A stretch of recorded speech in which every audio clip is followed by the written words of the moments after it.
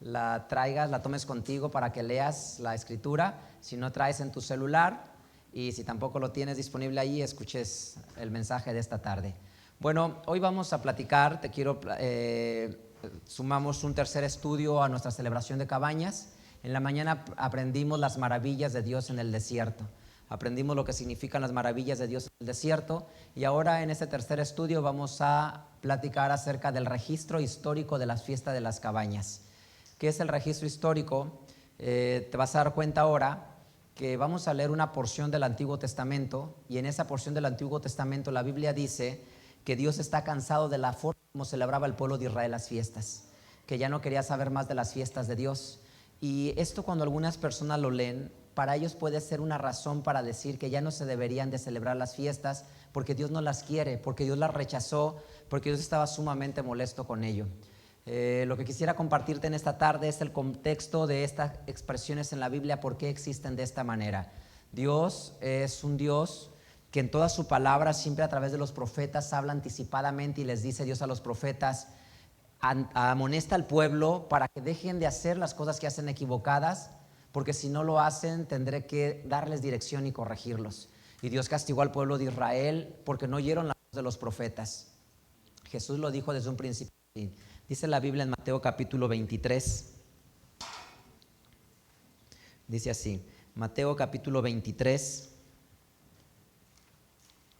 Hay esta porción de la Biblia, en unas palabras que seguramente te las haces saber de memoria. Y cuando Jesús las dice con un profundo conocimiento de causa. Dice Mateo 23, versículo 37. La escritura dice así: Jerusalén, Jerusalén, que matas a los profetas y apedreas a los que son enviados a ti.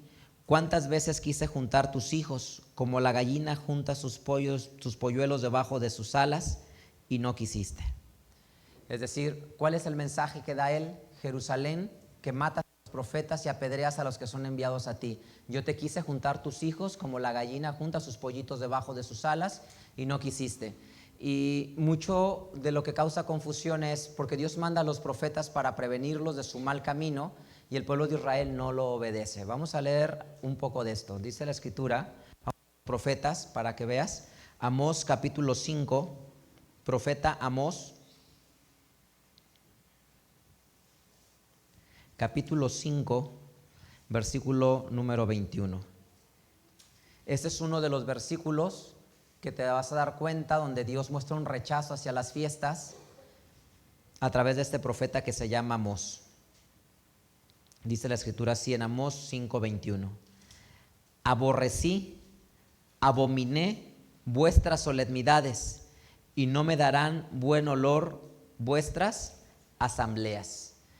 Contextualicemos este versículo. Este profeta Amós escribe más o menos por el año 787 antes de la era común, ¿sí? Año 787. Trata de ponerlo un poco en perspectiva. Te voy a platicar un poquito breve para que trates de ubicarte históricamente en la historia, ¿sí? Primero, acuérdate que había un solo reino. Existía el reino de Israel, que estaba formado por 12 tribus, y en Jerusalén estaba la capital, y los levitas no tenían una repartición de tierra. Es decir, habían 12 tribus, los levitas eran servidores del templo, ellos no tenían un pedazo de tierra, sino que ellos vivían de lo que el pueblo iba, ofrendaba, diezmaba y llevaba primicias. Los levitas, los hijos de Aarón, servían en el templo como sacerdotes, y todos los demás levitas de las demás familias servían como cantores, como porteros, como leñeros, montaban la tienda del tabernáculo, lo desmontaban, es decir, todos trabajaban alrededor del ministerio del templo. Dios tiene al primer rey de Israel, que es Saúl, después su segundo rey, que es David, su tercer rey, que es Salomón, y la Biblia enseña que a la muerte de Salomón, allá por el año 1000 antes de la era común, el reino se va a partir. Israel se va a partir en dos grandes reinos. El reino del norte se queda con 10 tribus. Su capital va a ser Samaria y se le va a conocer como el reino de Israel. Y el reino del sur se va a conocer como el reino de Judá, y su capital va a estar en Jerusalén, y se va a quedar solo con 2 tribus. El sur se queda con Judá y con Benjamín, y con los levitas, porque está ahí el templo de Jerusalén. Y el reino del norte se queda con las otras 10 tribus. El hijo de Salomón se queda con el reinado del sur. Entonces ellos viven separados, ya tienen reinos. Lo que leímos ahorita en el profeta es porque los reyes cayeron en grande decadencia. En el reino del norte, Jeroboam, Dios le prometió que le iba a dar un reino. Y miren lo que hizo. A Roboam, que era el hijo de David, solamente le dejó 2 tribus. Y a Jeroboam, que no era de linaje real, le dio 10 tribus. Es decir, ya le había quitado prácticamente el reinado a David y a su familia y se lo había dado a Jeroboam. ¿Por qué? Por los pecados de Salomón. Y en estas 10 tribus, Dios puso un hombre que se llamó Jeroboam y le dijo: yo seré contigo y te bendeciré y haré de ti una nación grande, haré un reino firme y sólido y nunca faltará quien se siente en tu trono. Con una sola condición, le dice: que no te olvides de mis mandamientos, que lleves al pueblo a la santidad, a tener una relación conmigo. Jeroboam se llena de miedo porque en la ley está escrito, lo leyeron ustedes hace rato, que solo se puede sacrificar en el lugar que Dios eligiera. En el antiguo pacto está escrito que solo en un lugar se puede sacrificar, y ese lugar es Jerusalén. Si tú lees Deuteronomio capítulo 12, habla abundantemente de esto. Deuteronomio 12 y Deuteronomio 16 que leíste ahora, habla de eso, que solamente puede ser Jerusalén. Entonces imagínate, Jerusalén está en el norte. ¿Y qué es lo que le pasa a Jeroboam? Se asusta y dice: a ver, ¿qué va a hacer el pueblo?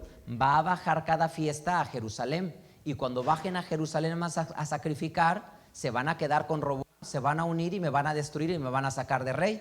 Y dijo Jeroboam: para que no hagan eso, voy a construirles altares donde ellos sacrifiquen, y ponen un altar en la frontera sur del país para que no bajen a Jerusalén, y otro altar en la frontera norte.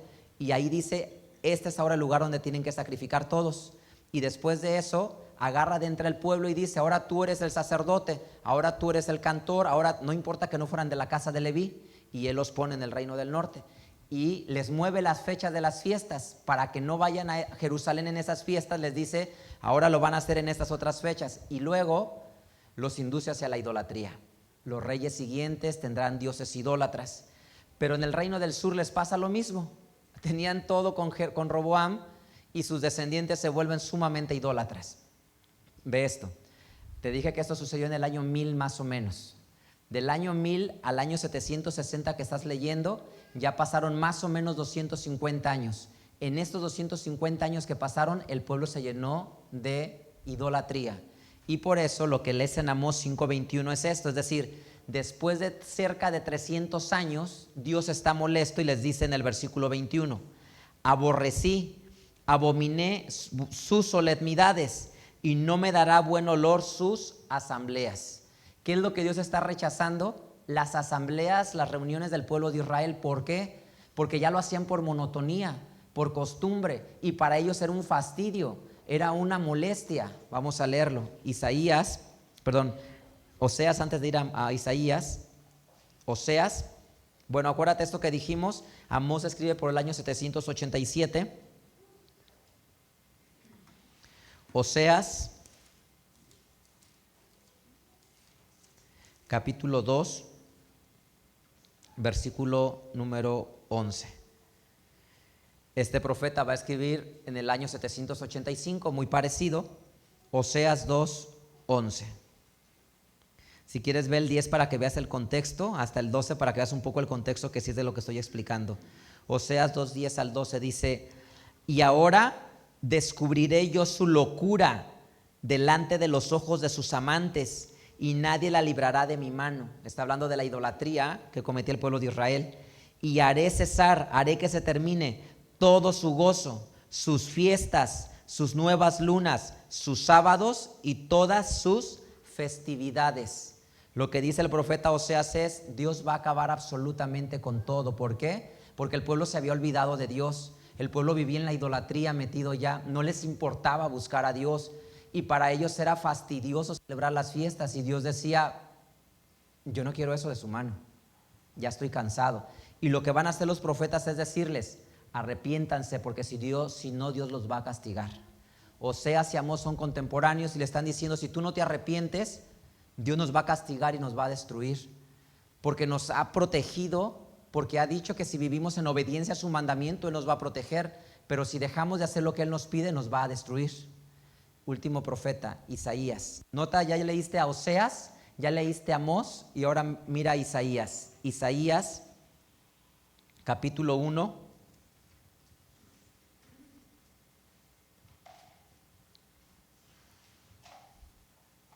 Versículo 11 hasta el versículo número 14.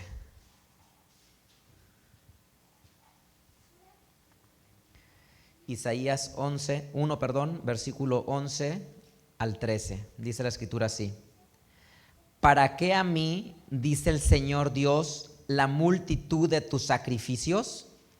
Harto estoy de holocaustos de carneros y de cebo de animales gruesos. No quiero sangre de bueyes, ni de ovejas, ni de machos cabríos. ¿Quién demandó esto de sus manos? Cuando vinieren a presentarse delante de mí para hollar mis atrios, no me traigáis más vano presente. El perfume me es abominación.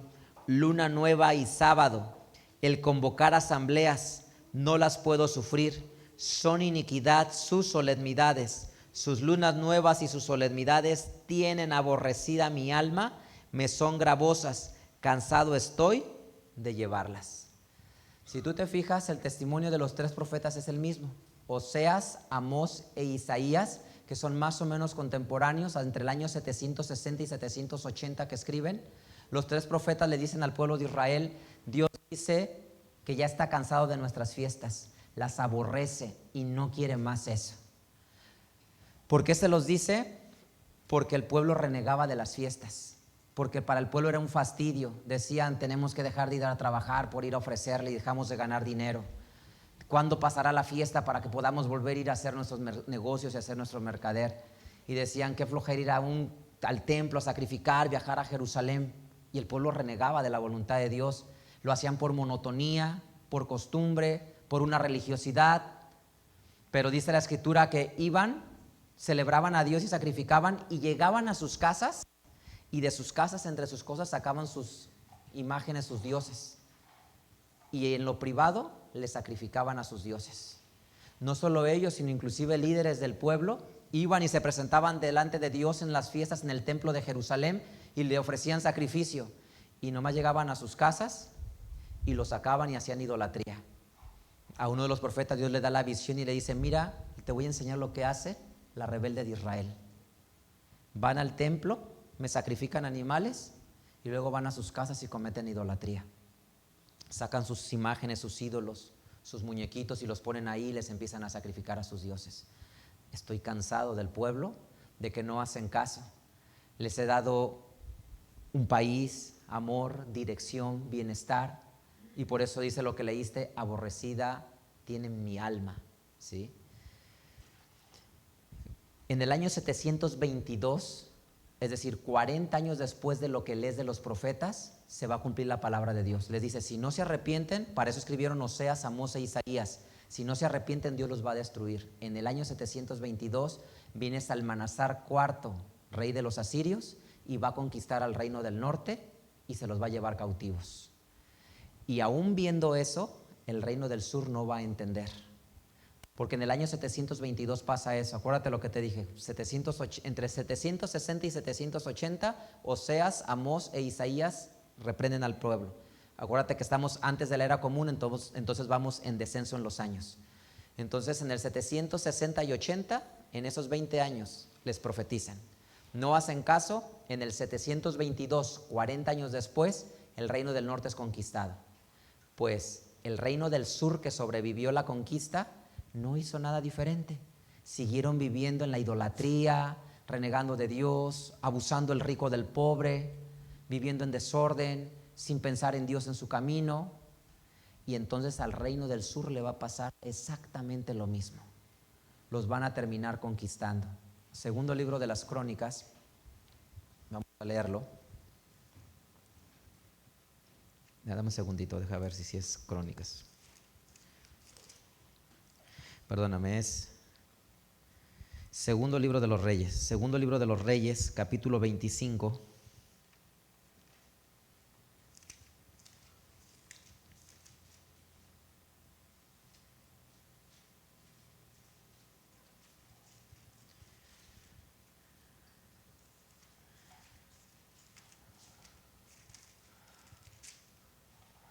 Sí. También era segundo de Crónicas. Espérenme. Vamos a leer entonces segundo libro de los Reyes. Dice así, capítulo 25, versículo 1 en delante. Y aconteció a los 9 años de su reinado, en el mes 10, a los 10 del mes, que Nabucodonosor, rey de Babilonia, vino con todo su ejército contra Jerusalén, la cercó y levantaron contra ella ingenios alrededor. Y estuvo la ciudad cercada hasta el 11 año del rey Sedecías. Y a los 9 del mes prevaleció el hambre en la ciudad, que no hubo pan para el pueblo de la tierra. Si lees todo el capítulo, dice cómo fueron conquistados y fueron destruidos. Me salto hasta el versículo número 13.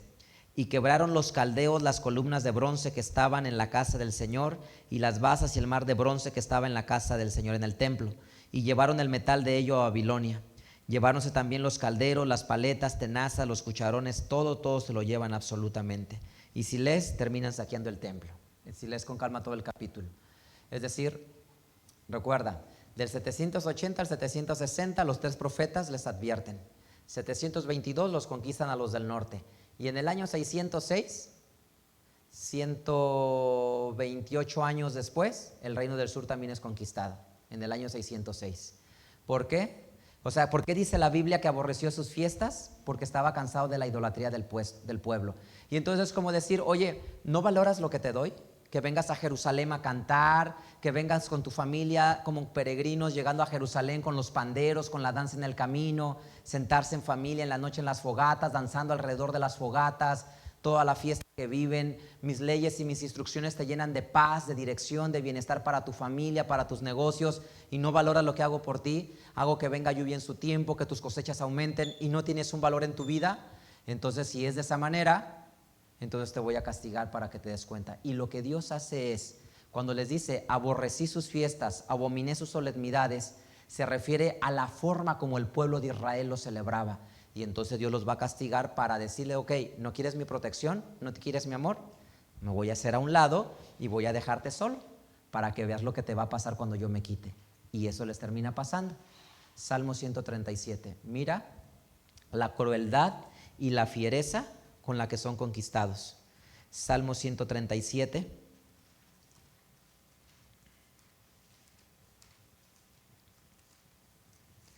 Dice este salmo así. Versículo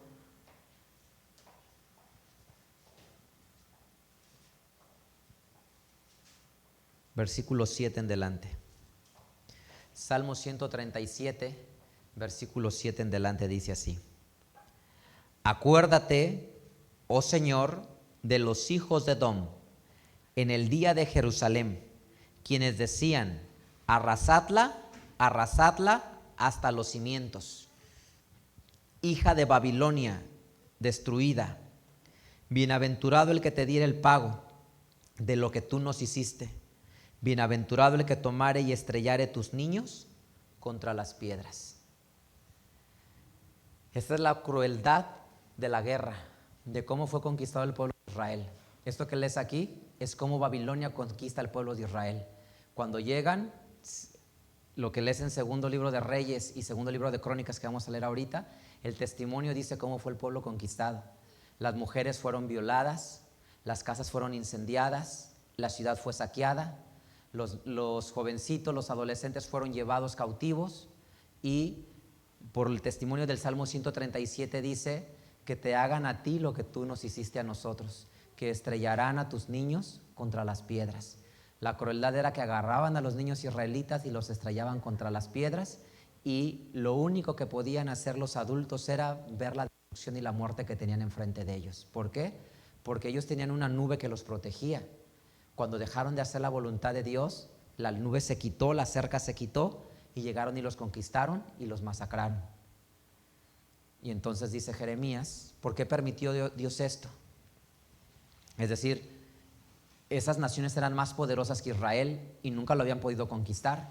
Cuando Dios se hizo a un lado, ahora sí los conquistaron. ¿Por qué? Por lo que dice Jeremías capítulo 25,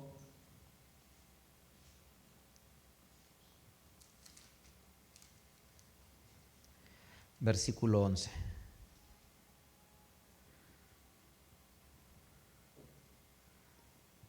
Dice, y toda esta tierra será puesta en soledad, en espanto, y servirán estas gentes al rey de Babilonia. Aquí dice claramente, 70 años. Y será que cuando fueren cumplidos los 70 años, visitaré sobre el rey de Babilonia y sobre aquella gente su maldad, ha dicho el Señor, y sobre la tierra de los caldeos, que es Babilonia, y pondréla en desiertos para siempre. ¿Qué es lo que significa entonces? Que Dios le dice al pueblo, van a tener 70 años para que ya no tengan fastidio por celebrar mis fiestas. Ustedes decían, qué flojera, qué pereza, ¿para qué lo hacemos? Qué cansado, qué fatigado es. Ok, está bien, no las hagan. Son conquistados, y cuando eres conquistado y eres un esclavo, ya no puedes hacer lo que tú quieras. Se los llevan cautivos y ya no pueden hacer lo que querían. Allá en Babilonia, como esclavos, ya no celebraron Shabbat, ya no celebraron Pesach, Sukkot, ya no celebraron ninguna fiesta, absolutamente nada. Y entonces el pueblo empezó a recordar qué hermoso era ir a Jerusalén, qué hermoso era ir al templo, qué hermoso era cantarle canciones a Dios, qué hermoso era tener su ley, poder leer libremente o escuchar la instrucción de la Torá libremente todos los días, o de Shabbat en la sinagoga. Pero hasta que el pueblo perdió lo que tenía, se dio cuenta. Tuvieron que pagar la conquista, la muerte, el exilio. Y no es porque Dios les haya mandado ese castigo, más bien es que Asiria crecía en poder y en gloria. Y lo que Dios hizo simplemente es decir, te voy a dejar de proteger, te retiro mi protección, y los reyes entonces los van a conquistar. Cuando se acaba eso, le dice Dios, después de 70 años te volveré a visitar. Y cuando se terminen los 70 años, volveré a ti para otra vez protegerte y otra vez darte bienestar, porque sé que después de esos 70 años valorarás lo que he hecho por ti. Y así dice el segundo libro de Crónicas, segundo libro de las Crónicas, capítulo 36. Segundo libro de las Crónicas, capítulo 36, versículo 19. Y quemaron la casa de Dios, es la conquista, y rompieron el muro de Jerusalén, y consumieron al fuego todos sus palacios, y destruyeron todos sus vasos deseables. Los que quedaron del cuchillo los pasaron a Babilonia, y fueron siervos de él y de sus hijos hasta que vino el reino de los persas, para que se cumpliese la palabra del Señor por la boca de Jeremías, hasta que la tierra hubo gozado sus sábados, porque todo el tiempo del asolamiento reposó hasta que los 70 años fueron cumplidos. Entonces fueron 70 años de cautividad, 70 años tuvieron donde no celebraron fiestas. Y entonces cuando acabaron esos 70 años, el pueblo recuperó otra vez la fe y la fidelidad a Dios. ¿Por qué? Porque, como dice nuestro dicho común, la gente no valora lo que tiene hasta que realmente lo pierde. Y el pueblo de Israel tenía independencia, libertad, presencia de Dios, dirección, y no lo valoraba. Entonces Dios dijo, ¿te es fastidioso? ¿Te es pesado? ¿Te es difícil? ¿Te disgusta? ¿Te molesta? Tu actitud refleja que para ti es cansado. Tu actitud refleja que para ti no es agradable. No se trata simplemente del pueblo de Israel decirle, vamos a ir a cumplirle a Dios y le tenemos que llevar los diezmos de toda la cosecha. Aquí están los diezmos de la cosecha. Híjole, pues ¿por qué le tenemos que llevar esto? ¿Por qué los levitas no trabajan? ¿Por qué el sumo sacerdote no se hace cargo mejor del mismo? Y el pueblo renegaba de todo esto. Y entonces Dios dice, les es muy pesado y muy gravoso, ya no lo hagan, no lo hagan. Y esos 70 años el pueblo de Israel se dio cuenta que no había un lugar mejor que la presencia de Dios, que su dirección, que su amor, que su bondad, que su presencia. Y cuando terminan los 70 años, ¿qué es lo que va a suceder? Van a regresar. ¿Quién cuenta esto? Se acaban los 70 años. Entonces, ¿cuántos años estuvo cautivo en Babilonia el pueblo de Israel? 70 años. Cuando terminan los 70 años, regresan de la cautividad. Y entonces dice Esdras capítulo 3,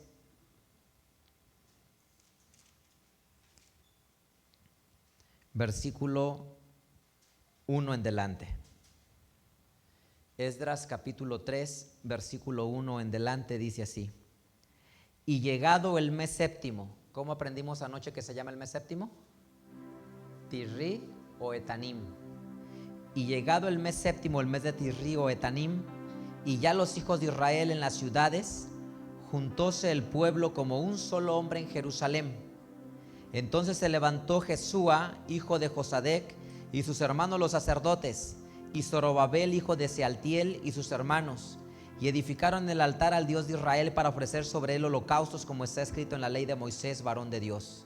Y asentaron el altar sobre sus basas, bien que tenían miedo de los pueblos de la tierra, y ofrecieron sobre él holocaustos al Señor, holocaustos a la mañana y a la tarde. Y mira lo que dice el versículo 4. Cuando regresan de la transmigración de Babilonia, mira lo que dice: hicieron asimismo la solemnidad de las cabañas, como está escrito, y holocaustos cada día por cuenta conforme al rito, cada cosa en su día. Vuelvo a leer el versículo número 4. Dice: hicieron asimismo la solemnidad de las cabañas, como está escrito. Cuando regresan de la cautividad, ¿cuál es la fiesta que celebran? La fiesta de las cabañas. Ellos estuvieron 70 años cautivos, y cuando los 70 años de la cautividad terminan, el primer lugar, lo primero que van a hacer inmediatamente es celebrar una fiesta como esta, porque coincide en esa fecha cuando regresan en Tirri, y la Biblia registra en Esdras, que es el que escribe cuando regresan de la transmigración, que vuelven a celebrar la fiesta de las cabañas.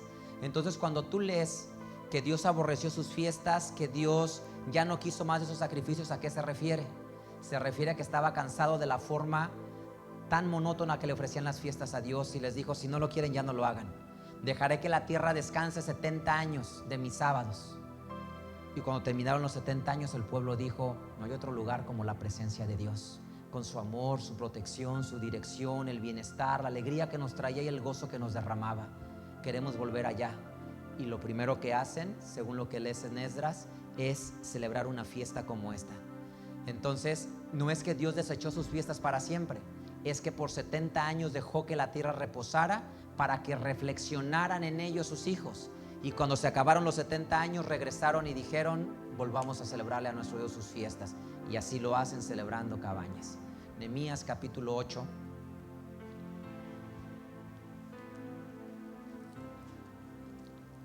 Nehemías capítulo 8.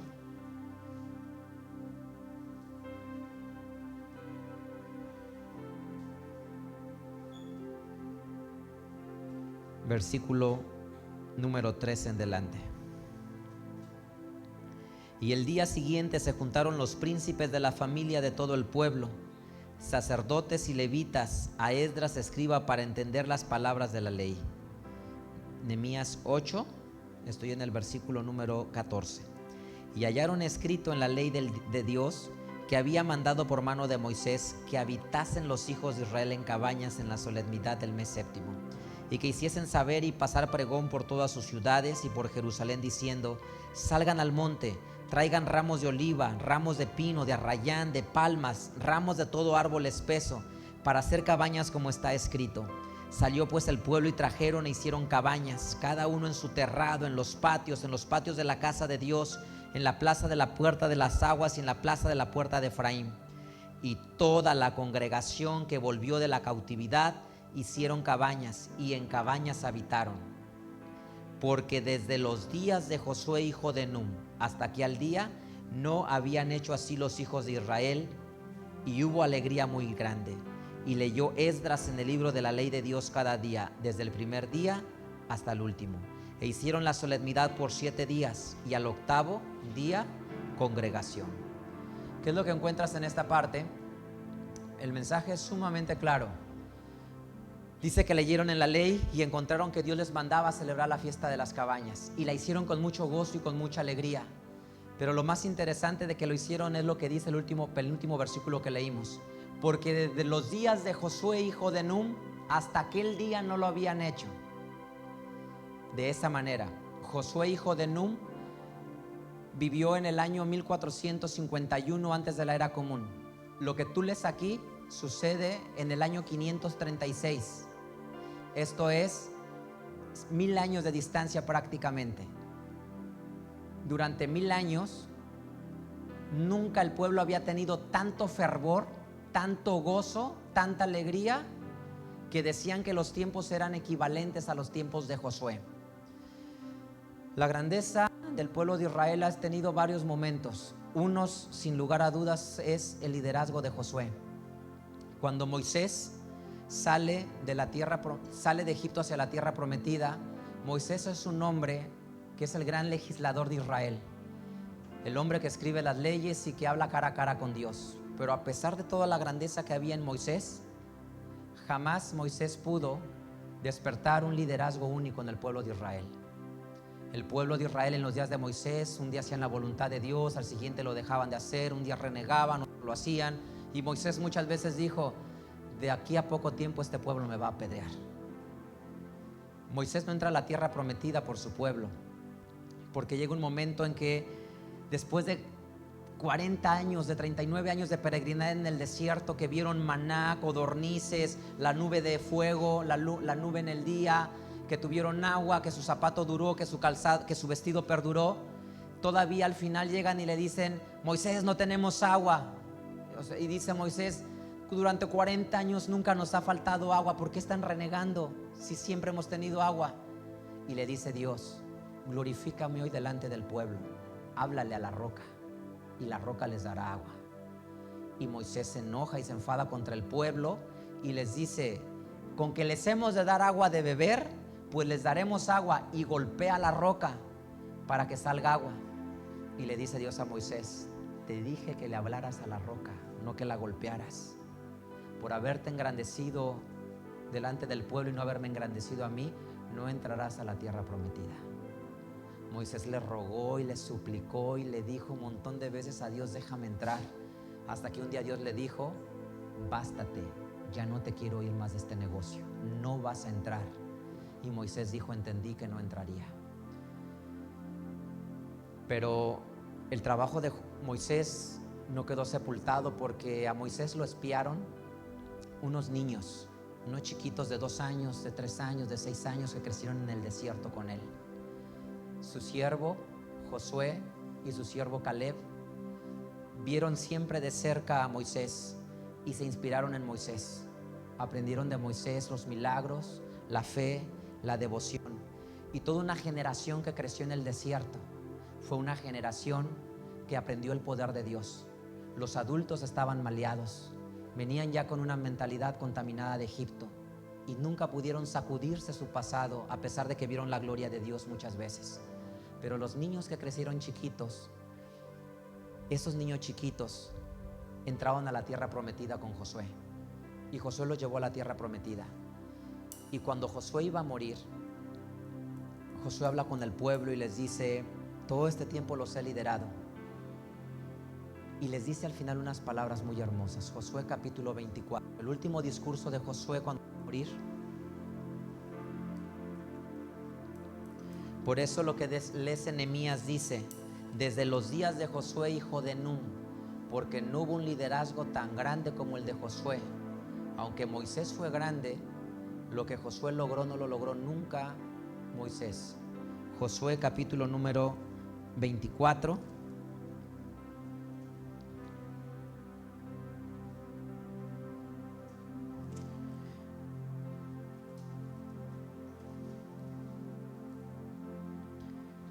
Versículo 14. Dice Josué así: ahora pues, teme al Señor y sírvanle con integridad, y en verdad quiten de en medio los dioses a los cuales sirvieron sus padres en Egipto, y sirvan al Señor Dios. Y si mal les parece servir al Señor, escojan hoy a quién servirán: si a los dioses a quienes sirvieron nuestros padres cuando estuvieron de esta parte del río, a los dioses de los amorreos en cuya tierra habitan, que yo y mi casa serviremos al Señor. Entonces el pueblo respondió y dijo: nunca tal acontezca que dejemos al Señor por servir a otros dioses, porque el Señor nuestro Dios es el que nos sacó a nosotros y a nuestros padres de la tierra de Egipto, de la casa de servidumbre, el cual delante de nuestros ojos ha hecho estas grandes señales y nos ha guardado por todo el camino por donde hemos andado, y en todos los pueblos entre los cuales pasamos. Y por eso la Biblia en el libro de Nehemías dice de esta manera: desde los días de Josué hasta los días de Esdras nunca hubo tan gozo, porque la grandeza, con Antonio, porque la grandeza del pueblo de Israel fue en los días de Josué. Y en esos días de Josué, esa grandeza, el pueblo vivió de todo corazón. Josué le dijo al pueblo: he tomado la decisión de que mi casa y yo serviremos al Eterno. Ustedes elijan a quién ven a servir. Y todo el pueblo le contestó: nunca tal suceda. Nosotros como tu familia también serviremos al Eterno. Y entonces la Biblia por eso dice: desde los días de Josué hasta los días de Esdras no hubo una manera de celebrarlo de la misma manera. Es decir, se volvieron a llenar de gozo, de felicidad, de devoción, de entrega. Y nunca más el decir: qué flojera, qué fastidio, qué trabajo. Malaquías les reprocha al pueblo en algún momento prácticas recurrentes de decir, le ofrecen a Dios y le dicen: Señor, si me bendices, yo te sacrificaré a ti. Y cuando Dios les bendecía y tenían que pagar el sacrificio, dice Malaquías, buscaban y decían entre su ganado: este está quebrado, este está tuerto, esto está cojo, llevaré este sacrificio a Dios porque ya nadie me va a pagar por él. O si el vecino se descuidaba, pasaban y le robaban al vecino el animalito y ese le llevaban y lo ofrecían a Dios. Dice Malaquías: maldito el hombre que tiene para sacrificar y le promete a Dios y le entrega lo que le sobra. ¿Qué aprendemos en esta tarde? Que la fiesta de las cabañas siempre se celebró. Solo hubo 70 años en los cuales no se celebró. Y esos 70 años no se celebraron para decirles Dios al pueblo: valora si es bueno para ti celebrarlo o no celebrarlo. El pueblo al final se dio cuenta que no había nada mejor que estar en la presencia de Dios. Y por eso termina diciendo: porque desde los días de Josué hijo de Nun hasta aquel día no lo volvieron a hacer de la misma manera, con gran gozo, con gran felicidad. Y las fiestas se siguieron celebrando. Lo que leíste ahí es en el 536. En el año 30 de nuestra era, es decir, 560 años después, vas a leer en Juan capítulo 7 que Jesús celebró la fiesta de los tabernáculos o de las cabañas, y que la celebró al principio en secreto, a la mitad empezando a hablar en el patio del templo, y el último día se puso en pie en el templo y les dijo: si alguno tiene sed, venga a mí y beba. El que cree en mí, como dicen las escrituras, ríos de agua viva correrán de su vientre. La fiesta de las cabañas siempre se ha celebrado, y Cabañas celebrarlo hoy nos recuerda que tú estás bajo la nube de Dios. Tú vas bajo su protección. Él te da de comer, te viste, te protege, te inspira, cuida tu corazón y el corazón de tu familia, te da leyes para darte dirección, te anima, te motiva, te enseña a soñar, te crea disciplina, te enseña que hay un camino en el cual seguir. Pero tenemos que tener mucho cuidado que no nos pase como le sucedió al pueblo de Israel. Y esto significa Cabañas. Recordar que un pueblo lo menospreció y dijo: qué flojera, qué pereza, ¿para qué lo hacemos? Qué fastidio. Y entonces dijo: no quieres mi protección, yo me hago para atrás y te dejo a ti solo. Y entonces el pueblo dijo: nunca vuelva a suceder de tal manera que dejemos a nuestro Dios. Que de esa manera te quede claro este mensaje en tu corazón en esta tarde.